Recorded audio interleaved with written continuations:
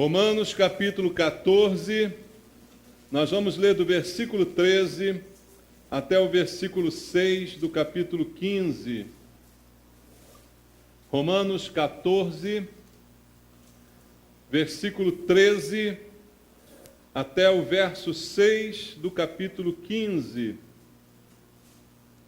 A palavra do Senhor nos diz: não nos julguemos mais uns aos outros, pelo contrário, tomai o propósito de não pôr de tropeço ou escândalo ao vosso irmão. Eu sei e estou persuadido no Senhor Jesus de que nenhuma coisa é de si mesma impura, salvo para aquele que assim a considera, para esse é impura. Se por causa da comida o teu irmão se entristece, já não andas segundo o amor fraternal. Por causa da tua comida, não faças perecer aquele a favor de quem Cristo morreu. Não seja, pois, vituperado o vosso bem, porque o reino de Deus não é comida nem bebida, mas justiça e paz e alegria no Espírito Santo. Aquele que deste modo serve a Cristo é agradável a Deus e aprovado pelos homens. Assim, pois, seguimos as coisas da paz e também as da edificação de uns para com os outros. Não destruas a obra de Deus por causa da comida. Todas as coisas, na verdade, são limpas, mas é mal para o homem o comer com escândalo. É bom não comer carne, nem beber vinho, nem fazer qualquer outra coisa com que teu irmão venha a tropeçar, ou se ofender, ou se enfraquecer. A fé que tens, tem-na para ti mesmo perante Deus. Bem-aventurado é aquele que não se condena naquilo que aprova. Mas aquele que tem dúvidas é condenado se comer, porque o que faz não provém de fé, e tudo que não provém de fé é pecado. Ora, nós que somos fortes, devemos suportar as debilidades dos fracos e não agradar-nos a nós mesmos. Portanto, cada um de nós agrade ao próximo no que é bom para a edificação, porque também Cristo não se agradou a si mesmo, antes, como está escrito, as injúrias dos que te ultrajavam caíram sobre mim. Pois tudo quanto outrora foi escrito, para o nosso ensino foi escrito, a fim de que pela paciência e pela consolação das Escrituras tenhamos esperança. Ora, o Deus da paciência e da consolação vos conceda o mesmo sentir de uns para com os outros, segundo Cristo Jesus, para que, concordemente e a uma voz, glorifiqueis ao Deus e Pai de nosso Senhor Jesus Cristo. Amém. Senhor, mais uma vez, estamos diante da Tua palavra, reunidos na Tua casa em Teu nome, e com o desejo do nosso coração de aprender do Senhor, de aprender algo que mude a nossa vida, Pai, aprender as orientações da Tua palavra. O Senhor tem orientações para tudo que se refere à nossa vida nesse mundo, Pai. A nossa vida em comunhão, a nossa vida na igreja, em tudo o Senhor nos instruiu. Portanto, o que queremos é aprender de Ti, Pai, aprender do Senhor para que façamos segundo a Tua vontade, para que a nossa vida seja vivida de acordo com os princípios da Tua palavra. Mas para isso precisamos conhecer a Tua palavra. Dá-nos esta manhã conhecimento da Tua palavra. Pai, usa a minha vida como um instrumento em Tuas mãos, com a unção, com o poder do Espírito Santo, para que eu possa ministrar a Tua palavra e ser um instrumento Teu, para que haja entendimento esta manhã. Fala ao nosso coração, é o que eu te peço em nome de Jesus. Amém. Graças a Deus. Podem sentar, irmãos. Se você não esteja aqui na quarta-feira, depois era bom que você ouvisse a mensagem de quarta-feira, porque nós lemos Romanos capítulo 14 até o versículo 12. Ela está disponível já na internet, tanto em áudio quanto em vídeo. E agora estamos lendo a partir do versículo 13. É uma continuação do assunto que Paulo começou a tratar nos primeiros versículos da carta aos Romanos, no capítulo 14. E nós vimos, na quarta-feira, como deve ser o relacionamento entre um cristão fraco e um cristão forte. Veja, os dois são cristãos, mas um é qualificado por Paulo como fraco e o outro como forte. E o que distingue os dois grupos é a maneira como nos relacionamos, inclusive com a palavra de Deus. Veja, Paulo define o fraco como aquele judeu convertido que ainda estava preso aos costumes do judaísmo. A gente viu isso na quarta-feira. E o forte como o gentio convertido que estava vivendo a liberdade do Evangelho. Esse foi o assunto da nossa mensagem aqui na quarta-feira. Mas, na continuação do texto, o apóstolo Paulo segue argumentando a favor de um bom relacionamento entre estes dois grupos, entre os fracos e os fortes, que são, apesar das diferenças, irmãos. Apesar da diferença de entendimento, apesar da diferença de maturidade, somos irmãos. E Paulo diz, devemos ter um excelente relacionamento. E é disso que ele fala também nesta continuação do texto que nós acabamos de ler. E Paulo, nesse texto, ele enfatiza uma verdade bíblica, a verdade da liberdade que nós temos em Deus. Cristo nos libertou. Amém? Isso é uma verdade. E nós temos que entender essa verdade. Leia comigo João capítulo 8, versículo 32. Versículo que todo mundo conhece de cor. João capítulo 8, 32 diz: e conhecereis a verdade, e a consequência, a verdade vos libertará. O conhecimento da verdade trouxe libertação, trouxe liberdade. Quem é a verdade? Jesus. Ele disse, eu sou o caminho, a verdade e a vida. Ninguém vem ao Pai a não ser por mim. O conhecimento de Cristo nos libertou e nos chamou a uma vida de liberdade. É um princípio afirmado na palavra de Deus. Veja mais o que diz a Bíblia também sobre este assunto. Eu quero ler contigo o livro de Gálatas, a carta de Paulo aos Gálatas, no capítulo 5. Carta de Paulo aos Gálatas, capítulo número 5. Logo no primeiro versículo de Gálatas 5 está escrito: para a liberdade foi que Cristo nos libertou.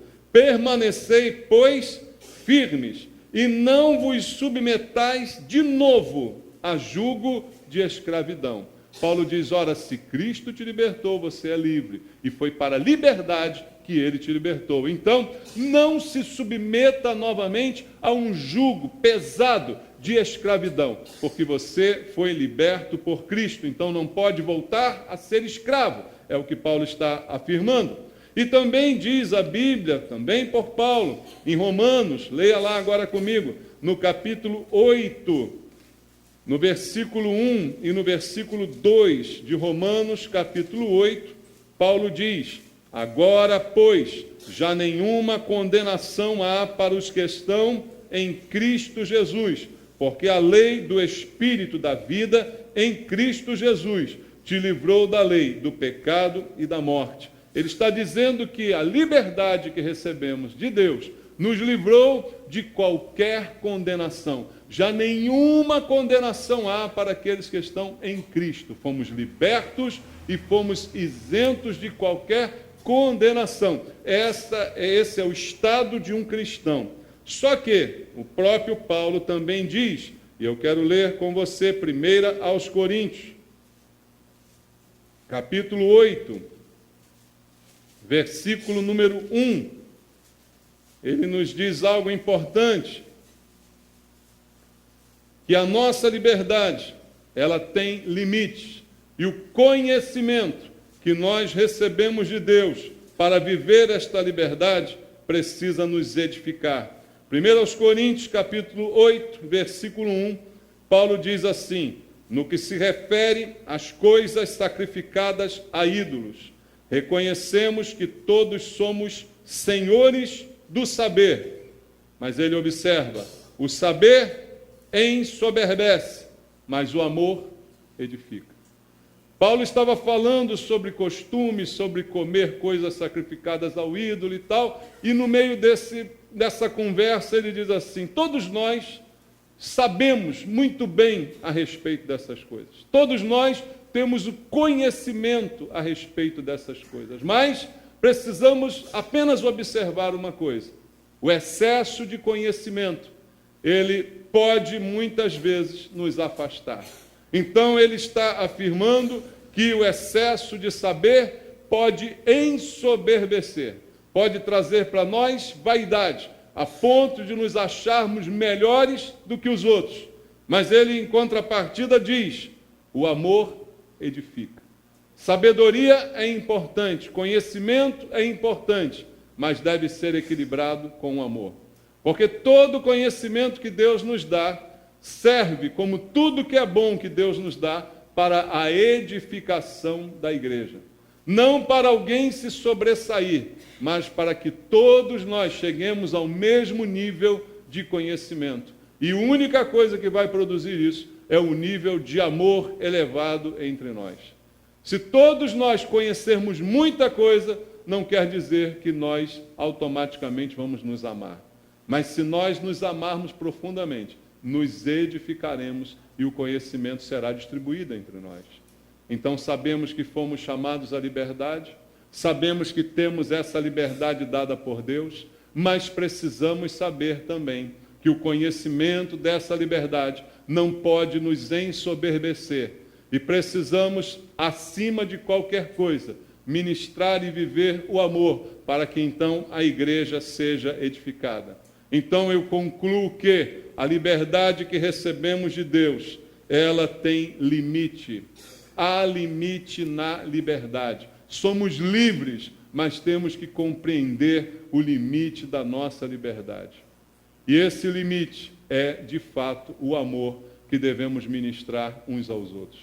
A minha liberdade não pode ser usada para que eu desdenhe do meu irmão, para que eu desconsidere aquilo que o meu irmão crê, aquilo que ele acredita, aquilo que ele pensa, a sua ideia sobre as coisas.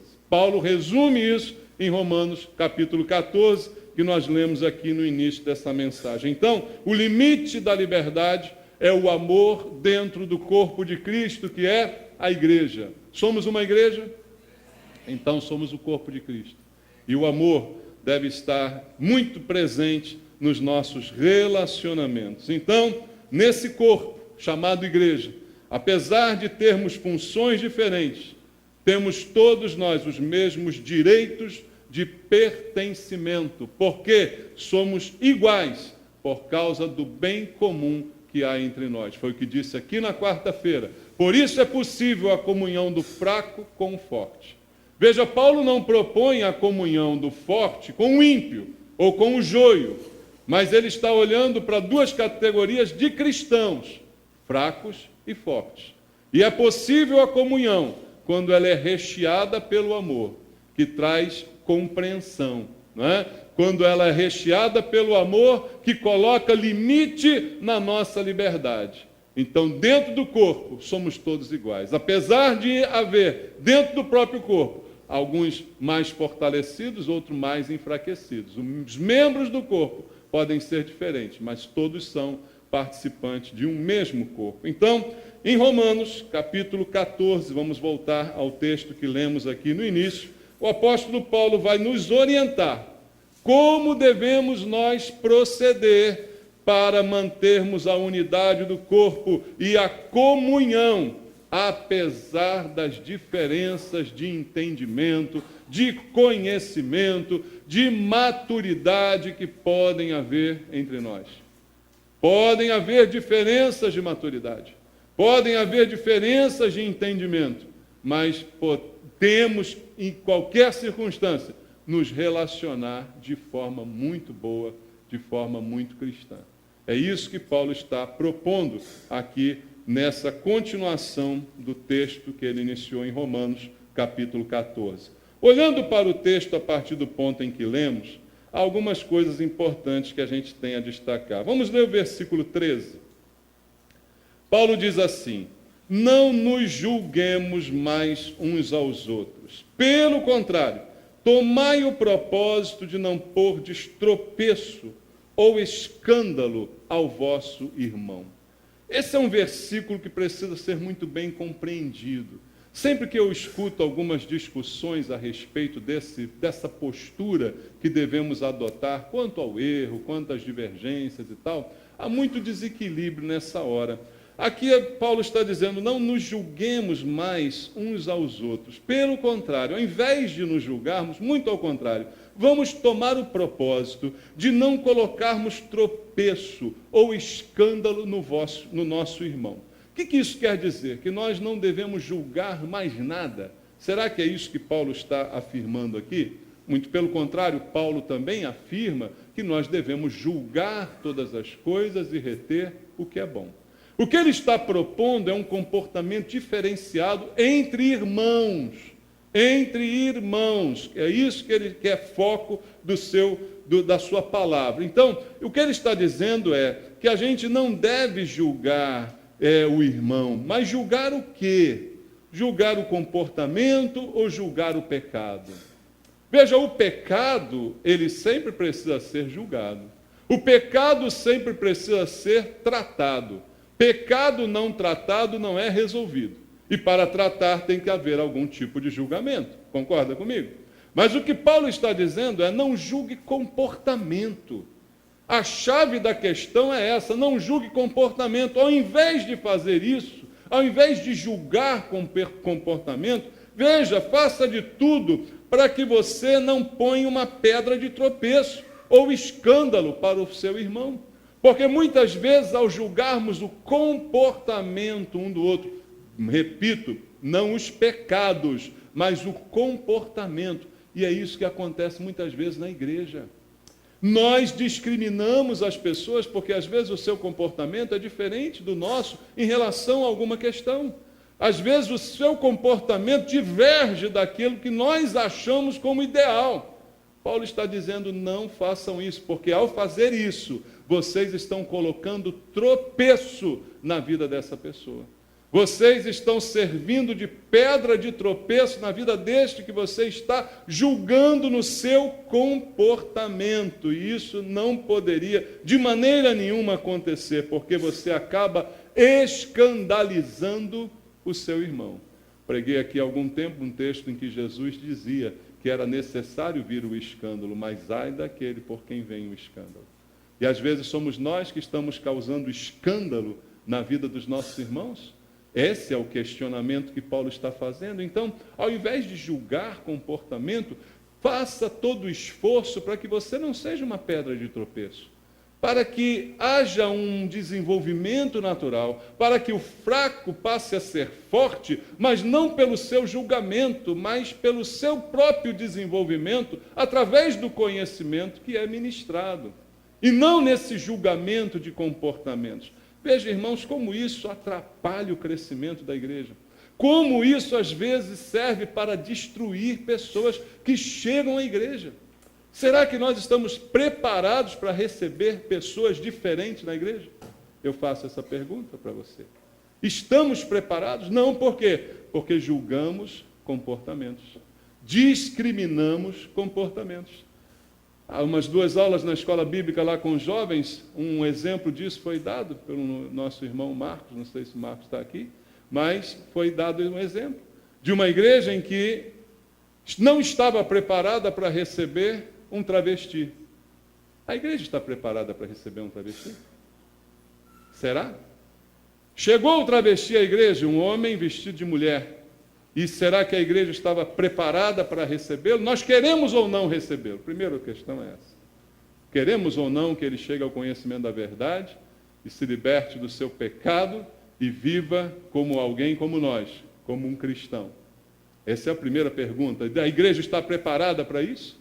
A igreja está pronta para receber? E essa igreja citada no comentário do irmão, a princípio recebeu aquela pessoa.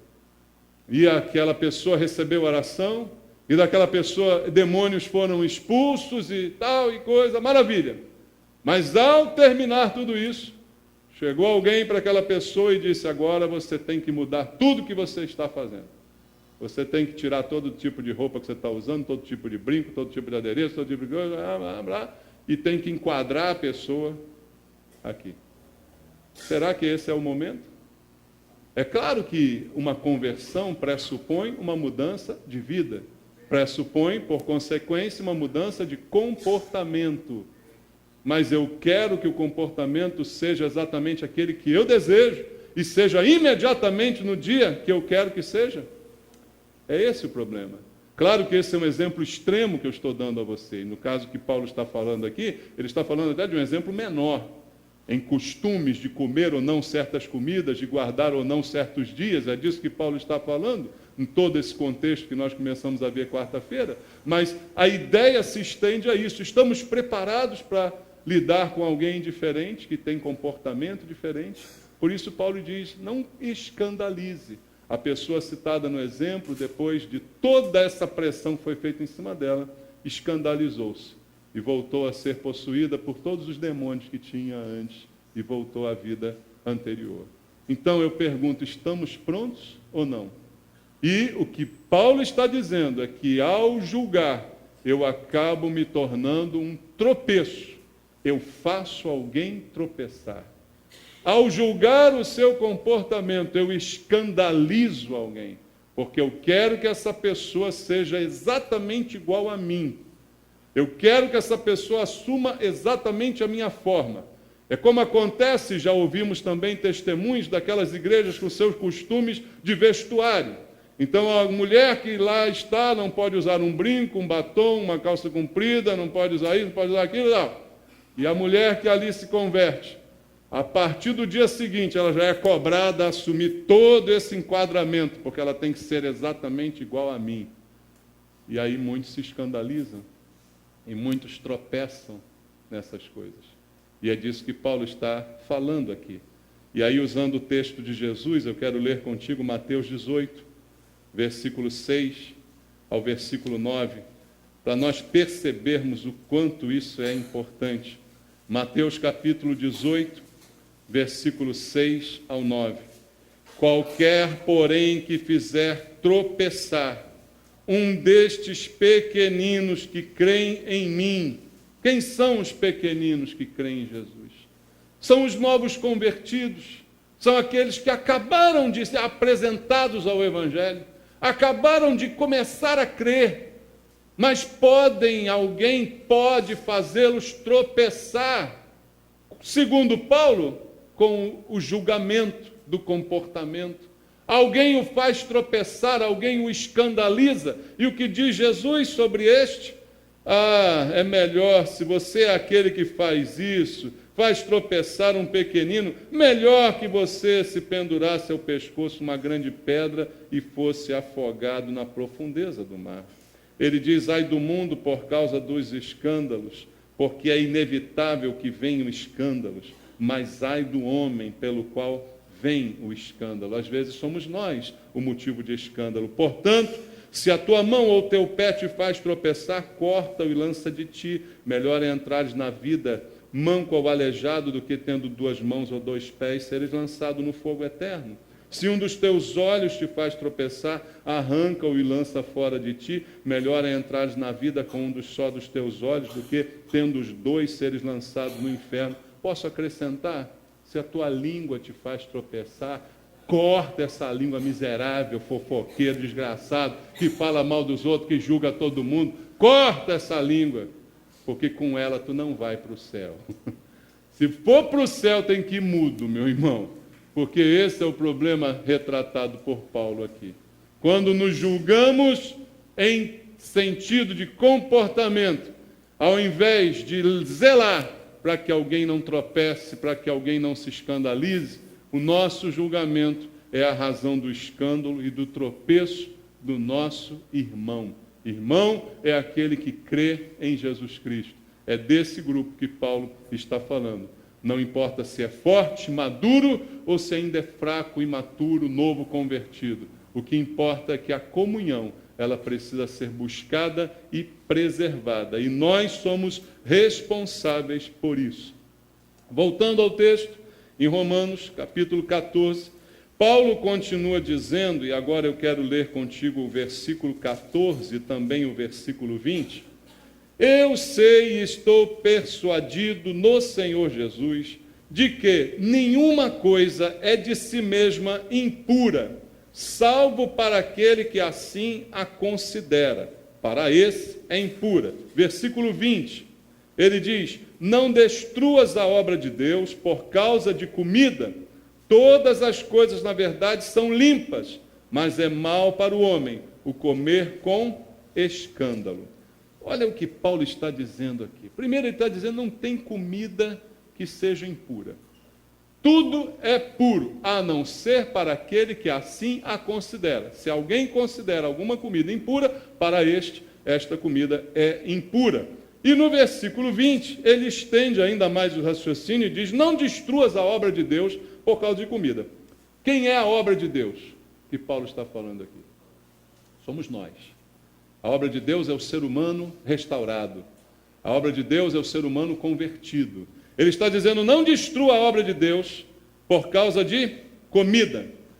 Todas as coisas, na verdade, são limpas, mas é mal para o homem o comer com escândalo. O que eu como escandaliza alguém, é isso que Paulo está dizendo. Isso é mal. Embora o que eu como possa ser puro, porque não há nada impuro, a não ser para aquele que assim a considera, mas se eu como e o meu comer escandaliza alguém, então isto é mal. Paulo está ensinando o princípio que ele também ministrou através de outras cartas, de que aquilo que é recebido com ação de graças é purificado. Paulo ensinou isso, eu não devo perguntar o que é a origem das coisas que eu estou recebendo, comprando na feira. Imagina você na feira, você vai comprar, sei lá, o alface, você vai perguntar para o cara, de onde veio esse alface? Você consagrou esse alface a Satanás quando você o plantou?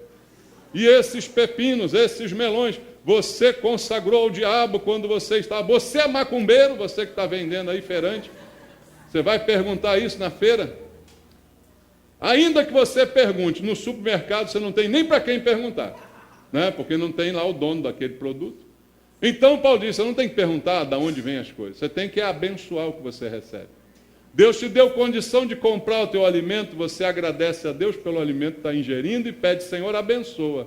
E quando Deus abençoa, qualquer maldição é quebrada. Amém?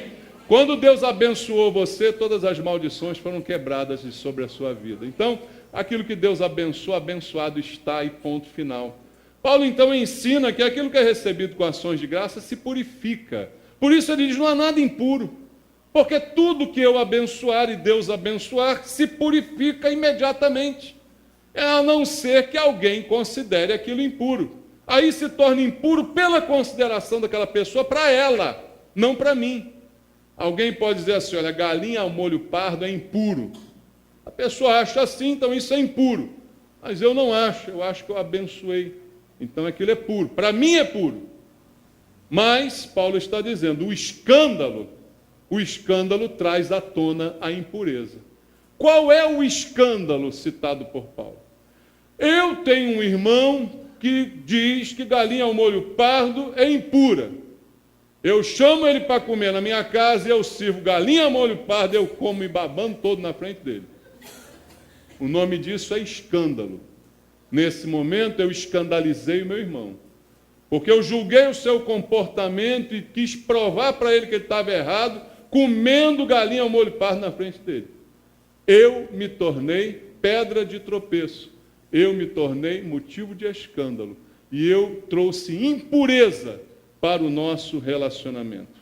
Paulo está, então, afirmando esta verdade que nós precisamos compreender em prol da nossa comunhão. Mas o próprio Paulo reconhece que essa verdade, que é verdadeira, não consegue ser compreendida por todos. Porque o nosso nível de compreensão é diferente, irmãos. A verdade de que tudo é puro não é entendida por todo mundo. A verdade de que se eu abençoar e agradecer e santificar aquilo que ficou puro, não é compreendida por causa dos níveis de maturidade. O judeu a quem Paulo se referia não conseguia entender isso. Como eu citei quarta-feira, o próprio Pedro teve muita dificuldade de compreender isso, mesmo Deus tendo mostrado a ele em visão aquele lençol cheio de animais impuros que Deus mandou ele comer. E Deus ainda disse para ele, não considere impuro aquilo que Deus purificou. Vimos isso na quarta-feira. Então, nem todos são capazes de observar, discernir essas diferenças. Aí Paulo diz a partir do versículo 15, se por causa de comida o teu irmão se entristece, já não andas segundo o amor fraternal. Já não andas. Você entendeu o tempo verbal aqui? É você que não anda. Se por causa da comida você faz o teu irmão se entristecer, tu não andas segundo o amor fraternal. Por causa da tua comida, não faças perecer aquele a favor de quem Cristo morreu. Veja que coisa tremenda. Por causa de algo que você come, de algo que você faz, sabendo que está certo, sabendo que não há condenação, sabendo que não é impuro, por causa de algo que você pratica, você pode entristecer um irmão seu. Você pode fazer padecer um irmão seu por quem Cristo morreu. É o que Paulo está dizendo no verso 15. Ele continua, não sejas, pois, vituperado o vosso bem. Ele diz, não deixe que aquilo que é bem, e você conhece que é bem, seja deturpado e se transforme em mal. Não deixa que o teu conhecimento te soberbeça a ponto de você desdenhar do que os outros pensam e consideram. E você assim vai vituperar o que é bem, vai tornar desprezível aquilo que é bom. Veja, irmãos, a gente tem a capacidade de tornar bom em mal quando fazemos isso. Quando agimos dessa forma, segundo nos ensina o apóstolo Paulo. Versículo 17, porque o reino de Deus, aí ele lembra o óbvio, não é comida nem bebida, mas justiça, paz e alegria no Espírito Santo. Essa frase de Paulo é uma frase muito repetida. É um daqueles versículos que a gente tira na Bíblia, bota na geladeira, bota no carro, né? Já viu? O reino de Deus, a gente repete, não é comida nem bebida, mas justiça, paz e alegria no Espírito Santo. Mas esquece o contexto em que Paulo falou isso. Paulo falou isso no contexto em que estavam usando a comida como motivo de desavença entre os irmãos. É disso que Paulo está falando. E aquele que deste modo serve a Cristo é agradável a Deus e aprovado pelos homens. Você serve a Cristo quando você se preocupa com o sentimento do seu irmão, quando você se preocupa em não escandalizá-lo, quando você se preocupa em, mesmo sabendo mais do que ele, mesmo sendo mais forte do que ele, você se preocupa em não magoá-lo, mesmo na ignorância em que ele está. Paulo diz, assim você realmente vai servir a Cristo e vai ser agradável a Deus e aprovado pelos homens. Agora, o que ele garante nesse texto é o que nós temos dito aqui. Versículo 15, há vários tipos de maturidade. Não nos julguemos mais uns aos outros, é o que ele diz no 13, mas no verso 15 ele diz, se por causa da comida seu irmão se entristece, já não anda segundo o amor, então você não vai fazer parecer o teu irmão. Há diferença de maturidade.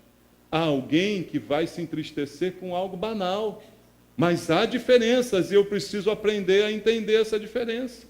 E eu não posso deixar o bem se transformar em mal, como ele diz no verso 16, e também opiniões e costumes não podem encerrar o reino de Deus. O reino de Deus não está nessas coisas.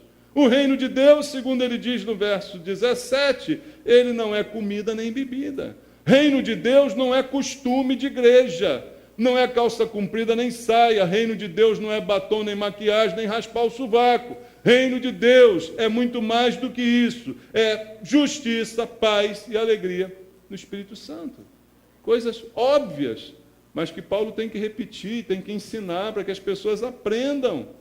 Porque a gente vai se fechando naquilo que achamos que é a verdade. E ele diz, não faça dessa forma. Entenda que há diferenças. Entenda que há níveis de maturidades na igreja, em qualquer igreja. E ele continua ensinando no versículo número 19. Vamos ler? Assim, pois, seguimos as coisas da paz e também as da edificação de uns para com os outros. O que Paulo diz? É nosso dever procurar a paz e a edificação. O teu dever não é apenas ser aprovado naquilo que você pratica. O teu dever não é apenas mostrar que você está certo naquilo que você crê. Mas o teu dever, o meu dever, o dever de todos nós em relação à igreja de Cristo é buscarmos a paz, como ele está aqui nos dizendo, né? E a edificação de uns para com os outros. Paz. A Bíblia fala, amados, que a paz nós temos que preservá-la. Nós temos a todo custo que preservá-la. E a edificação, a igreja precisa ser edificada. Igreja não é apenas um prédio que a gente constrói. Ela precisa de uma edificação para crescimento. E Paulo diz, a responsabilidade disso é de cada um de nós procurar a paz e a edificação. Versículo 21 e 22, ele diz, é bom não comer carne, nem beber vinho, nem fazer qualquer outra coisa, com que teu irmão venha a tropeçar, ou se ofender, ou se enfraquecer. A fé que tens, tem-nas para ti mesmo, perante Deus. Bem-aventurado é aquele que não se condena naquilo que aprova. Paulo aqui, mais uma vez, enfatizando que ele está dizendo, é bom não comer carne, nem beber vinho, nem fazer qualquer outra coisa fora de comida e de bebida, caso você saiba que o teu irmão, por causa desse comportamento, vai se ofender ou se enfraquecer. Ele está afirmando que nós temos essa responsabilidade e o dever de abrir mão de determinados comportamentos que, embora eu creia que não tem problema, que não são pecaminosos, mas se com esse comportamento eu enfraqueço alguém, eu escandalizo alguém, guardo esse comportamento para a intimidade da minha vida. Entendeu o que ele falou? A questão que todo mundo fica dizendo, crente pode beber vinho, crente pode tomar isso, pode tomar aquilo. Né? Todo mundo não pergunta isso? Ah, pode. Ah, não pode. Aí os padres, não pode, porque se tomar uma, tomar 10. Aí porque não sei o quê. Porque... Estritamente olhando para a palavra de Deus, o que é dito na palavra de Deus? Que eu não devo me embriagar. Não vos embriagueis com o vinho. Agora, o tomá-lo é pecaminoso? O tomá-lo é algo abominável? Essa qualificação não é encontrada na Bíblia, não é? Agora, se ao tomar e ser visto tomando, eu escandalizo alguém mesmo sabendo que não é errado, aí eu estou pecando. Veja como o conceito de pecado não é só o que a gente faz. O conceito de pecado também é o que a gente não faz, o que não faço também pode ser pecado. E o pecado também pode ser aquilo que eu faço onde não deveria fazer, ou na frente de que não deveria. Veja como é amplo. E as pessoas na igreja têm a mania de saber, é pecado, não é pecado? Aí aquela célebre resposta, depende. Nesse caso depende. Porque o que eu não faço pode ser pecado. A Bíblia diz, se eu posso fazer o bem e não faço, isso é pecado. Não, mas eu não fiz. Mas o pecado não é só o que eu faço. O pecado é também algo que eu não faço. Ah, mas não tem problema beber um vinhozinho se eu não ficar bêbado. Não tem problema. Mas se é na frente de alguém que se escandaliza, tem problema sim. Já gerou um problema. Já escandalizou alguém. Ah, se eu como churrasco com sangue na frente, já gerou o problema. Ah, eu tenho que me preocupar com o que os outros vão pensar? Tem que se preocupar com o que os outros vão pensar. Pelo menos é o que Paulo está dizendo, que se não gostar, chegar no céu, você discute com Paulo. É ou não é? Porque o que ele está dizendo, eu só estou lendo juntamente contigo, não estou fazendo mais nada do que apenas ler contigo o texto, é isso. Ele está dizendo que eu devo abrir mão de determinados comportamentos, mesmo que eu os considere corretos, em prol da unidade. Em prol de não escandalizar. É coisa simples, gente. É coisa simples. Mulher tem que usar calça comprida, tem que usar saia? Não. Mas eu, minha esposa, eu vou pregar numa igreja que eu sei que lá tem esse costume. Minha mulher vai de quê? Vai de calça comprida? Não, não é maluca. Por isso que é minha mulher. Se fosse maluca, não era minha mulher. Né? Não vai fazer isso. Ah, eu vou de bermuda? Não, não vou. Vou pregar, não vou. Entendeu qual é o problema? O meu comportamento não se resume, não se restringe ao meu âmbito de atuação, pensamento ou entendimento. O meu comportamento está atrelado ao que o outro considera. É assim entre irmãos. Não estou falando o que o mundo acha. O que o mundo acha é que se dane. Estou falando dos irmãos. É disso que Paulo está falando aqui. Então eu preciso entender muito bem o que está sendo dito. A fé que eu tenho para mim mesmo. Bem-aventurado aquele que não se condena naquilo que aprova. Se eu tiver que tomar uma taça de vinho e ela não for suficiente para me deixar fora de mim, ou me deixar falando bobagem ou rindo igual um retardado, né? Não fico bêbado não, mas começa a rir. Já não está legal, pô. Está maluco? Não está maluco. Se eu puder tomar, eu vou tomar, porque tenho fé de que aquilo não é pecado, só que essa fé tenho lá para mim, para o âmbito da minha casa, para o âmbito do lugar onde eu estou, ali onde não estou sendo visto nem observado por ninguém que vá se escandalizar com aquilo. Ah, está fazendo escondida? Não, eu estou zelando pelo meu irmão. A fé que eu tenho-na para mim, diz a palavra do Senhor.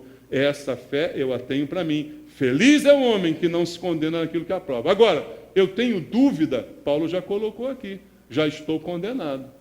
Ah, eu vou tomar aqui, mas é que, sabe, eu estou querendo, eu dar uma experimentar, mas eu estou com medo de tomar esse negócio. Ah, eu não sei. Ai, não, meu Deus, aí se benze. Não, aí não. Aí já pecou. Aí já não é da fé, não é? É o que Paulo está aqui afirmando. Então, equilíbrio é o que é requerido de nós. E a fé, diz ele no versículo 23, aquele que tem dúvidas é condenado se comer, é condenado se beber, é condenado se botar calça comprida, é condenado se usar brinco. Tem dúvida? A dúvida condena, porque o que faz não provém de fé, e tudo que não provém de fé é o quê? Pecado. Definição ampla de pecado, hein, gente? E você quer saber calça comprida, jogar bola? É muito mais amplo do que isso. O que não vem de fé é pecado. Veja como é amplo o negócio e a gente está querendo restringir. Então, o que a Bíblia está ensinando que a fé deve ser o juiz das minhas ações. Por isso a fé é tão importante a ponto de me salvar, a ponto de Deus dizer sem fé é impossível agradar a Deus. Por quê? Veja a importância da fé. A fé é o juiz das minhas ações. Mas mesmo com fé, eu preciso guardá-la para mim mesmo. Se ao fazer algum comportamento eu escandalizar alguém que está me vendo. E aí, irmãos, nos dias de hoje, a gente tem que ter cuidado, porque hoje tem Facebook, hoje tem Google Plus, né? Hoje tem, a vida nossa está exposta aí, né? Tem que ter um cuidado para escandalizar, é muito grande. É claro que a gente não vai viver cerceado, né? Mas o cuidado em prol do irmão. É claro que tem irmão mexeriqueiro, fofoqueiro, sem vergonha, desgraçado. Tem, não tem? Tem. Mas é porque não cresceu ainda, né? É porque ainda está muito rasteirinho na fé. Mas eu não vou fazê-lo crescer ofendendo ele. Eu não vou fazê-lo crescer desdenhando dele. Não vai acontecer dessa forma. Então eu preciso aprender esse comportamento. E veja, no final, ao entrar no capítulo 15, Paulo nos dá algumas coisas importantes para refletirmos. No capítulo 15, versículo 1 e 2, ele diz: ora, nós que somos fortes. Como eu disse quarta-feira, ele começa a falar conosco. Você se acha forte? Porque pode tomar um copinho de vinho sem pecado? Você se acha forte porque pode comer galinha ao molho pardo sem peso na consciência? Você se acha forte porque pode usar calça comprida? Você se acha forte? Então, olha o que ele diz para você. devemos suportar o quê? As debilidades dos fracos. E não agradar-nos a nós mesmos. Portanto, cada um de nós agrade ao próximo no que é bom para edificação. A chave está aí. O interesse de Paulo é a edificação da igreja. É o crescimento da igreja. Então ele fala, ao forte é requerido este sacrifício, entre aspas. Ao forte é requerido esta responsabilidade de não escandalizar o fraco, de suportar a criancice do débil, do fraco, de suportar a infantilidade dele, de suportar a prisão mental dele, que ainda acha que tudo isso é pecado, mas cabe ao forte suportar isso. Deus está cobrando do forte. Você vê Deus cobrando do fraco? Por que Deus cobra do forte? Simples, ele diz, a quem muito é dado, muito é cobrado, requerido. Então é do forte que Deus cobra, porque ao forte muito já foi dado, ao forte muito já foi investido, muito conhecimento já foi atribuído, então é do forte que ele cobra. Portanto, cada um de nós agrade ao próximo no que é bom para a edificação. Reflita sobre isso. Se você se acha forte, é você que deve suportar a debilidade do fraquinho. É você que deve compreender essa sua neura, né? Por coisas que você crê que não tem nenhum sentido, mas você precisa aprender a suportar. E talvez alguém pergunte, mas por que eu? Eu sei que não é pecado, eu sei que não tem problema. Aí usa aquela frase famigerada. Como eu odeio essa frase. Não tem nada a ver. Já viu essa frase? Não tem nada a ver. Eu sei que não tem nada a ver. Por que que eu tenho que me restringir? Versículo 3. Diz assim. Aliás, versículo 3. Porque também Cristo não se agradou a si mesmo. Antes, como está escrito, as injúrias dos que te ultrajavam caíram sobre mim. Porque eu não preciso me agradar. Cristo não se agradou a si mesmo. Por que que eu preciso me restringir? Porque eu preciso imitar Cristo. Cristo se restringiu. A Bíblia diz lá em Filipenses capítulo 2, que ele a si mesmo se esvaziou e assumiu a forma de servo. Por que que eu, porque tenho conhecimento, tenho fé, não tem nada a ver, então não vou me restringir? Vou me restringir sim. Mesmo sabendo que não tem nada a ver, não vou escandalizar o meu irmão. Vou me restringir, porque Cristo não quis agradar a si mesmo. O problema é que a gente assume comportamento contrário. Para mostrar para o outro que não tem nada a ver usar calça comprida, eu escandalizo o outro com a minha calça comprida. Para mostrar para o outro que não tem nada a ver tomar um cálice de vinho, eu tomo um porre na frente do outro. Não é assim que funciona, irmãos? É disso que Paulo está aqui falando, e falando com muita seriedade sobre esse assunto, porque esse assunto envolve a comunhão entre os irmãos, envolve a comunhão do corpo de Cristo, por quem Cristo morreu, como nós falamos aqui na quarta-feira. E para terminar, leia o versículo 4, 5 e 6. Pois tudo quanto outrora foi escrito, para o nosso ensino foi escrito, a fim de que pela paciência e pela consolação das Escrituras tenhamos esperança. O que Paulo quer é trazer esperança para a igreja. Ora, o Deus da paciência e da consolação vos conceda o mesmo sentir de uns para com os outros, segundo Cristo Jesus. O que ele está falando? Amor. O mesmo sentimento seja concedido de uns para com os outros. É o amor que traz a limitação para a nossa liberdade. Somos livres, mas nossa liberdade é limitada pelo amor que devemos sentir pelo irmão. Para que, concordemente e a uma voz, glorificamos ao Deus e Pai de nosso Senhor Jesus Cristo. Unidade, uma única voz, a voz de louvor a Deus. Como diz o Senhor, no futuro, todo joelho se dobrará e toda língua confessará. Todos, a uma voz, vamos louvar ao Senhor.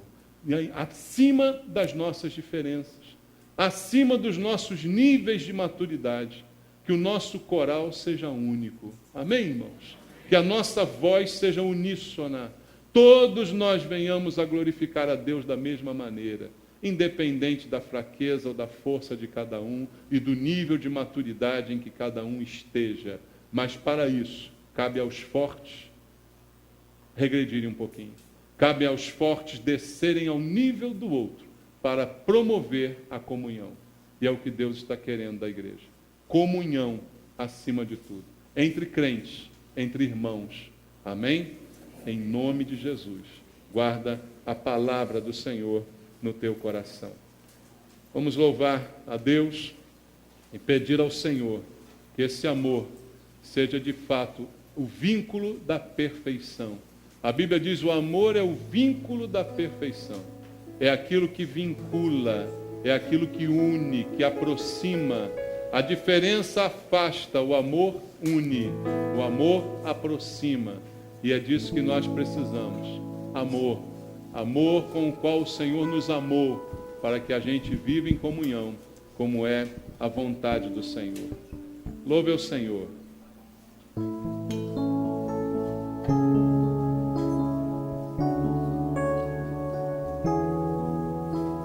O mundo há de passar e toda profecia, os dons, as línguas e tudo mais que existir.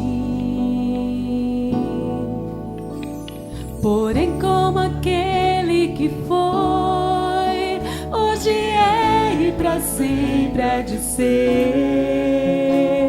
O amor é a essência de Deus e para sempre também vai viver. Bondoso e sem rancor, fiel e consciente, humilde e sofredor, espera tão somente, justo e verdadeiro, tudo suporta e tudo crê. Tão puro e perfeito é o amor, não busca interesse ou favor, mistério, expressão, vida e luz do Senhor. Vamos orar. Você conhece o texto, 1 Coríntios, capítulo 13, no qual essa música é inspirada. As palavras que cantamos são as palavras que estão na Bíblia Sagrada, lá em 1 Coríntios, capítulo 13. Quando o apóstolo Paulo define o amor em todos os níveis, o amor tanto entre um cônjuge e outro, quanto um irmão e outro. O amor é assim, bondoso, sofredor, paciente, espera, não se ensoberbece, não se ufana, não se ressente do mal. São as qualidades que Paulo apontou nesse amor. E quando ele falou esse texto lá em Romanos 14, eu creio que ele falou baseado nesse sentimento. Porque é o amor que me faz abrir mão de um direito. É o amor que me faz não reivindicar um direito, mas abrir mão de um direito em prol da comunhão com o meu irmão. Sem esse amor, Paulo mesmo diz, eu posso fazer qualquer coisa, eu posso até dar minha vida em prol de alguém, mas sem esse amor eu nada serei. Só barulho a gente vai fazer, mas essência não teremos. Peça a Deus então agora comigo em oração, que o Senhor ministre sobre nós esse amor. Todos nós precisamos disso. Todos nós somos tentados a, em determinado momento, subjugar uma outra pessoa por causa do seu comportamento. Somos tentados a defender e afirmar o nosso posicionamento, afirma acima de qualquer coisa. Somos tentados a escandalizar os outros com um comportamento que achamos normal, não tem nada a ver. Peça a Deus que agora Ele traga equilíbrio para a nossa vida. E esse equilíbrio quem dá é o amor. O perfeito amor de Deus. Esse amor perfeito e verdadeiro, que Ele esteja nos nossos corações. Pai, em nome de Jesus, o Senhor é a essência de tudo, Pai. E a Tua palavra diz que Deus é amor. E aquele que permanece no amor, permanece em Deus e Deus nele. Queremos permanecer no Teu amor, Senhor. Que o Teu amor, abundante em nossos corações, possa governar os nossos relacionamentos, as nossas atitudes, os nossos julgamentos. Pai, em nome de Jesus, ministra sobre a tua igreja o perfeito amor, aquele que lança fora o medo, aquele que traz a unidade, aquele que traz o perdão, aquele que favorece a comunhão. Deus, nós não queremos ser uma igreja melhor do que ninguém, mas nós queremos ser uma igreja de amor, de comunhão, de fraternidade, de entendimento, de cooperação, de misericórdia uns para com os outros. Ensina-nos, Senhor, ministrando sobre nós o teu perfeito amor. Em nome de Jesus, abençoa meus irmãos, Pai. Em nome de Jesus. Louva o Senhor. Se eu pudesse saber destinos ou futuros, fazer mover as montanhas com minha fé. Se eu pudesse falar qualquer língua em qualquer lugar e desse meus bens ao mais pobre ou morresse em favor de alguém, tivesse amor, de nada valeria. Se não tivesse amor, proveito algum teria. Fria e sem razão, a vida então passaria. Vazio seria ao falar, um sino que insiste ao tocar. Se dentro de mim não valer seu amor, se não tivesse amor, de nada valeria. Se não tivesse amor, proveito algum teria. Fria e sem razão, a vida então passaria. Vazio seria ao falar, um sino que insiste ao tocar. Se dentro de mim não valesse o amor. Obrigado, Jesus. Obrigado pelo amor que o Senhor investiu nos nossos corações. Louvado seja o Senhor.